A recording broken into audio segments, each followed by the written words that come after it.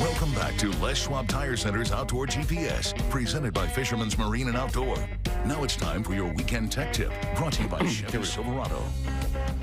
Well, welcome back, everyone. Thank you very much. We're talking with David for watching the show. Slow down, Owen. We're talking with David Hawken, owner of Hawken Fishing. And yes, they got to pan the camera up to get them in there sometimes. We're talking about some of their newest stuff available, primarily their beads, different colors, and the modeling that you literally just watched me with a very sharp knife try to scrape off, didn't come off. I have not seen that. So I'm going to give you the kudos out of all the soft beads that I have, and I've got 3 or 4 different manufacturers of them, of course, because I fish everything. Not one of them would have been able to deal with that. And most of them, if I squeeze them the right way, I'll just take the modeling off in my fingers before it ever gets fished. True story. But you got everything modeled and not modeled. Correct. So if some people want the non-modeled, you can do that. I can tell you that all of the modeled ones that I see here are extremely fishy, and you will not be leaving with any of them. Let's just get that clear now. But the float. Now, you mentioned some guys that you consider to be pretty good fishermen wanted you to change and make a float. That's something that you haven't done before, but it looks very similar to an AF5. But this is the AF11 and 15 gram. That's a very specific float. I haven't seen that. And again, wasn't going to build it, but handed it out to the right people, and the response back, I don't know how I couldn't make it. More or less, we just chopped the tops and bottoms off the AF5. Here we go. That's what it was. Interesting. And again, they swear by them, and we are talking the best in the business. So they're chandeliering for the correct. boat. Yeah. They're looking at the float and its attitude. Okay. If you're new to bobber fishing, you're going to go, well, what the heck does that matter? It does matter. There's folks out there like who Dave is referring to that have got the time on the water, the understanding, the knowledge.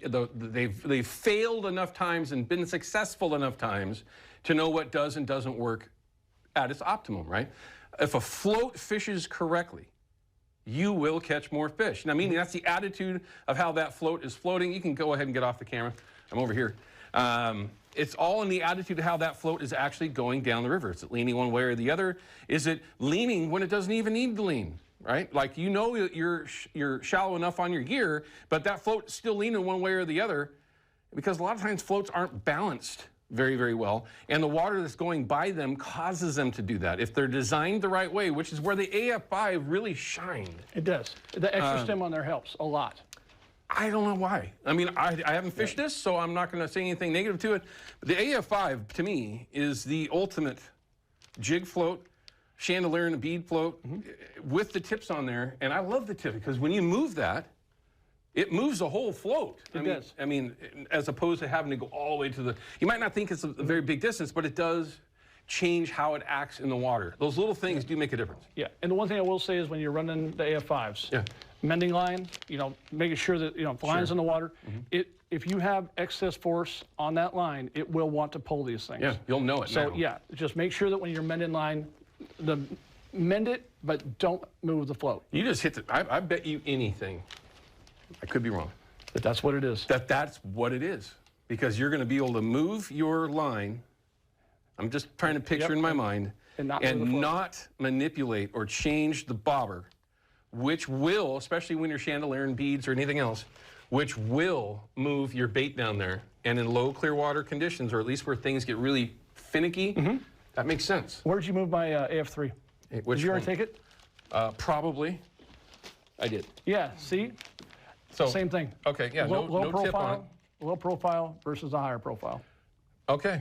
That's... You just deciphered that. All right, makes perfect sense. So this is the AF11.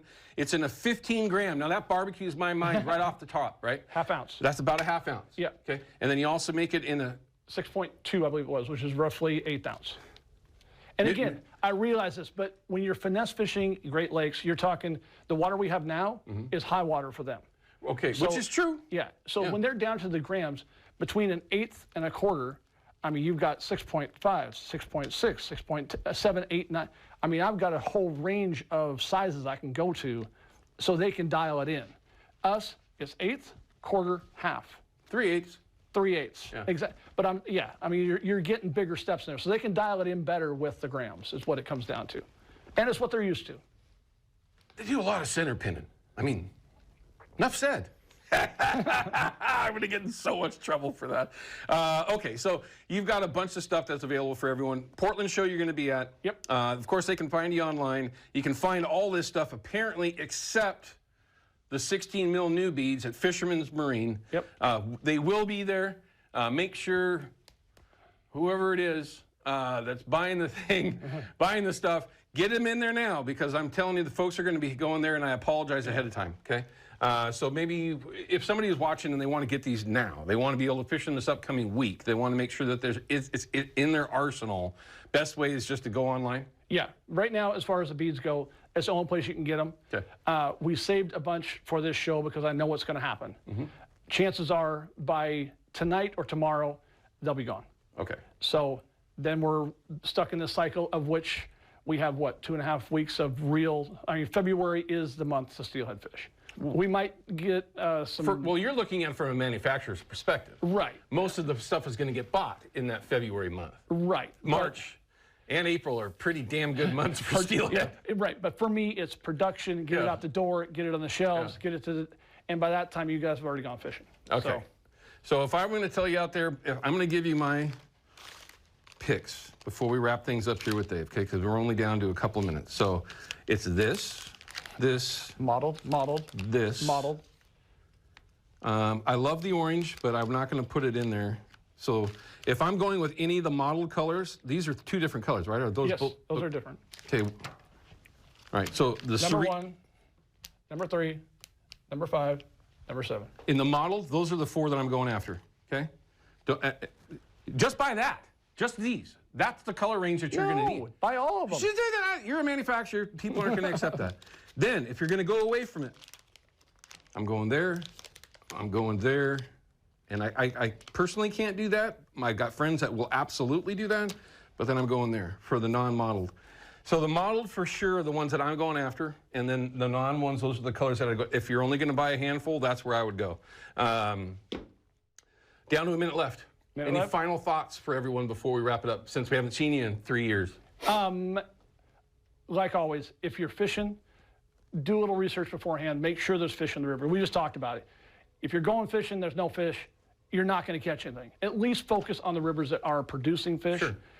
Optimize your time. If it's the crowd you're worried about, tailor it in, you know, this is where I want to go instead. Yeah. Again, you might not be as successful, but it's not always about success. It's about getting out there and fishing. Absolutely. Having some fun. Yep. You're going to end up burning some baits. It is what it is. But it's good advice, and certainly some products that I haven't seen yet. Hopefully you get a chance to put your hands on them. Go see his booth over at the Portland show, which is the 12th through the 15th or something like that, or 16th of February. So you have a chance to go see Dave, see the new colors. You better have them there. You going to be down there? I will be there. I'll be there Wednesday, and I'll be there Saturday. Booth or just walking? Walk and talk, filming. Gotcha. We'll see you there. Yeah, you're not going anywhere. I'm going to wrap up the show with Dave here anyway. We'll be back in just a minute, everyone.